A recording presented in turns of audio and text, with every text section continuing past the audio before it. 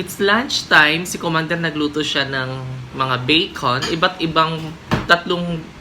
ibang brand ng bacon for our lunch. Kasi lunch and breakfast na namin to, yun once lang kami kumakain sa isang araw. And ang tawag niya dito ay Bacon Fest.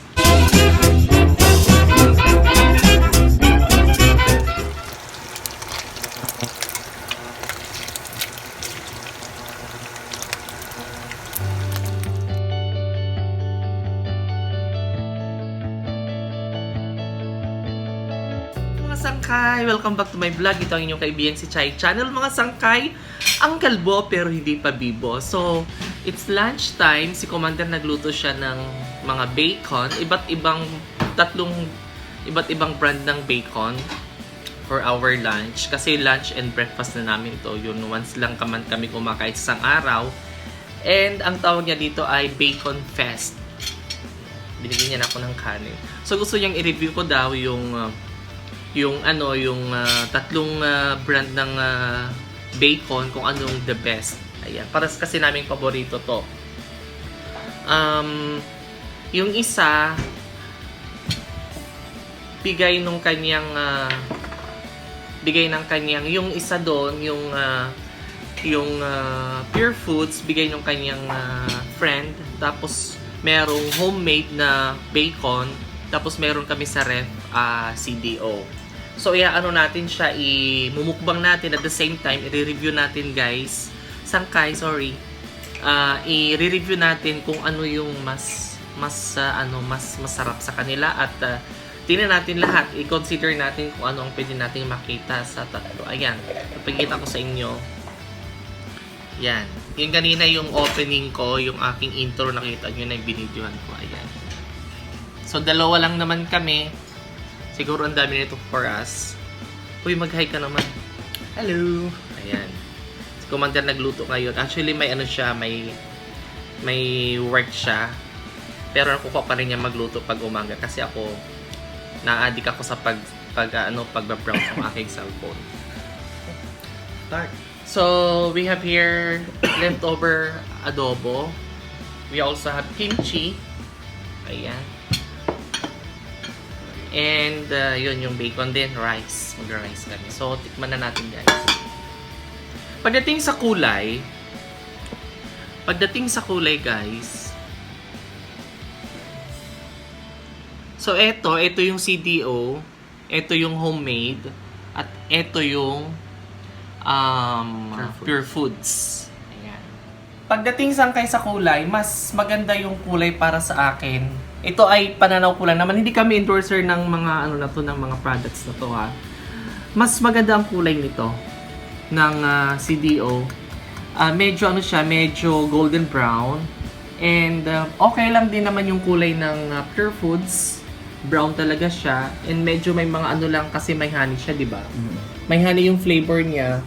So, may mga itim-itim dahil susunog sa kawali. Depende siguro kung di ko lang alam kasi yung kawali namin hindi naman non-stick siya eh. Then, eto, medyo sunog siya ng konti. Kahit konti lang naman yung apoy na ginamit, madali siyang masunog. We just don't know why or baka yung marinade na ginamit nila dyan. Sa thickness naman, ang mas makapal yung yung Pure Foods. Kasi malalasing sila pag gano'n ka. Welcome back to my channel, sangkay. So, titikman na natin kung ano yung masarap. Mas makapal, guys, mas makapal sangkay yung hiwa ng Pure Foods. Ito manipis. Ito naman okay lang. Pero mas manipis tong CDO. Pero mas maganda yung kulay. So, sausawan natin Tabasco. Tikman muna natin ng walang Tabasco para makita natin yung lasa.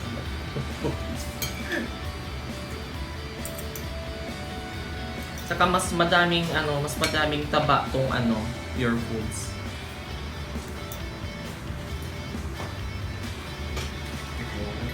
Yung CDO.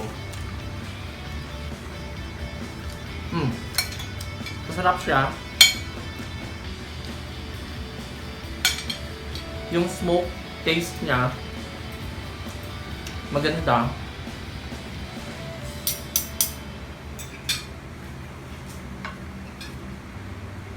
Ito yung sa Pure Foods.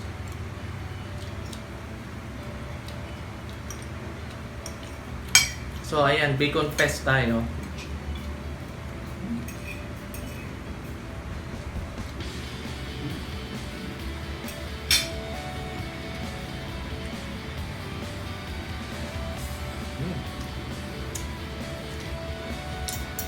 Yung alat nila pareho lang.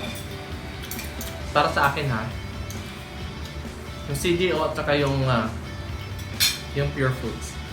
Tikman naman natin to. Kuha tayo ng isang slice. Ito homemade, hindi na namin babanggitin sa online kung ano to.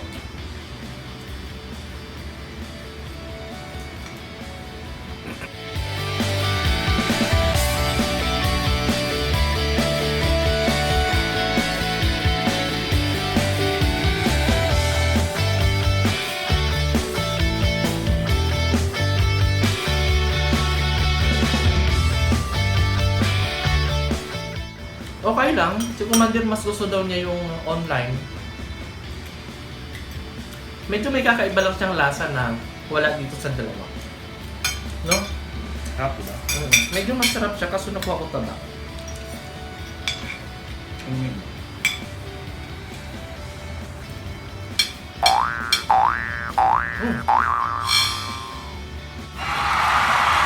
Kimchi slice. Nakabila ko ng kimchi sa sa SM.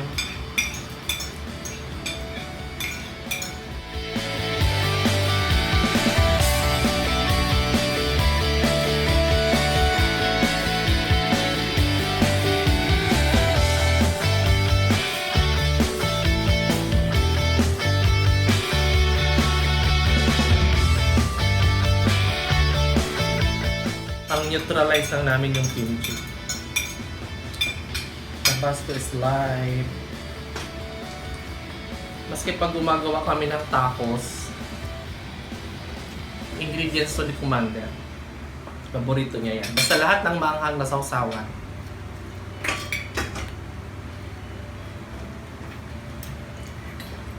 Pero maganda dun sa Pure Foods, makapal siya.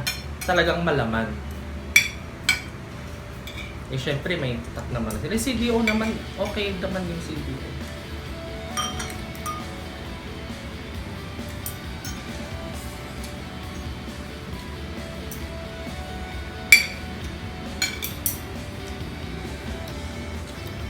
Medyo kasi manipis kasi yung CDO. Medyo pag na-prito na siya, medyo matigas na siya ng konti. Natitigasan Oo, ka. matititigasan ako. Pero siya crunchy. Pero crunch siya. So ayan, sangkay, nagbabalik. Ano kasi bilis man pagkamahal kasi yun lang yung namin. Yun lang yung meal namin. Mamaya ako mag-merienda na kami. Mamaya kasi kumalit na lang yung mag-merienda. Or kakain siya ng konti. Tapos ako, bukas ako ito kain. Sa lasa, mas malasa tong mas malasa. Para sa akin ha, mamaya tatuloy natin siya. Mas malasa sa akin ang Pure Foods. Tapos, sa bango, mas mabango tong CDO.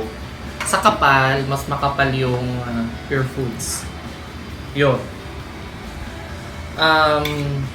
Yan, ang inaano namin dito ay Tabasco. Paborito namin na na dip. Ito man kahit basta maanghang na sausawan, paborito niya. Ito kasi manipis, mas makapal kasi yung Pure Foods. At sabi ni Commander, pansin daw niya yung Pure Foods, katagalan, after may prito, tumitigas. Ito crunchy pa din yung Pure Foods.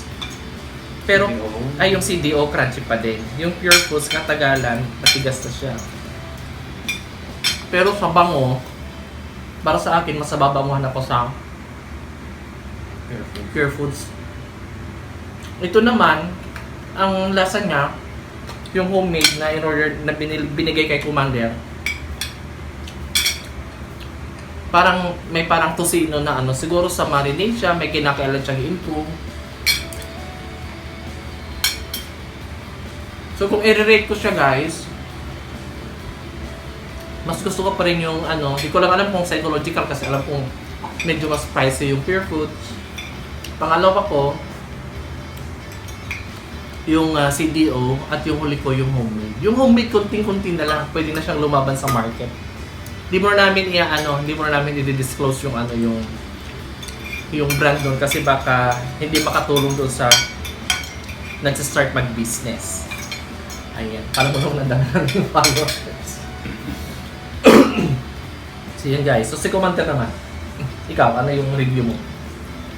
Yung ginagawa namin. Gusto ko pa rin talaga yung CDO. So CDO number 1 niya. Kasi, sa crunchiness, even after ilang minutes na, crunchy pa din siya. Tapos yung homemade, crunchy pa din kahit ilang minutes na rin yung nakalipas after mo i-fry. Pero may lasa siya na parang kakaiba.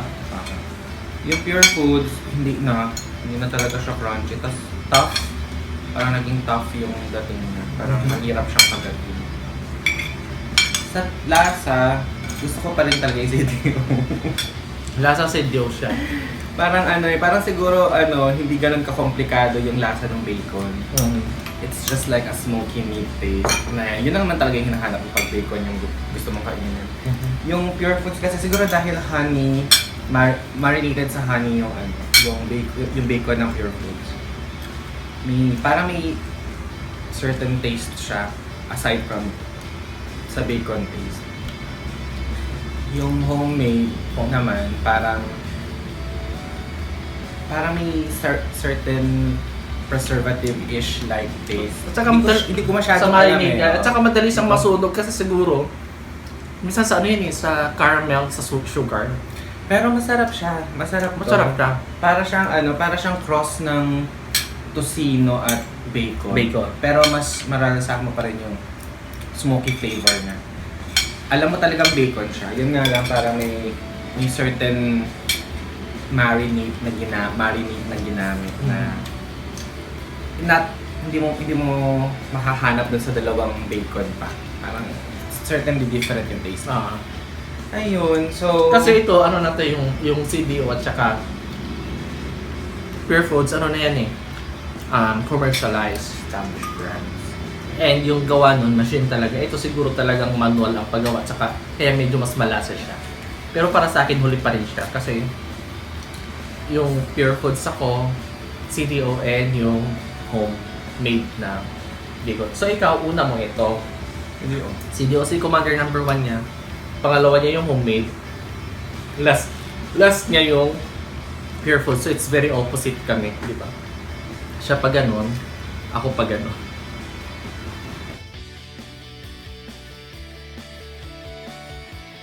Pero maalat lang yung CDO. So kung talagang pang-ulam mo siya, ang pangkanin, ganyan. Pero kung papapakin mo na siya, masyado siyang maalat. So mas maalat daw yung CDO. Unlike yung Pure Foods, Ako lang, okay. ano lang siya talaga, eksakto lang yung lasa ng saltiness and yung smoky flavor ng meat.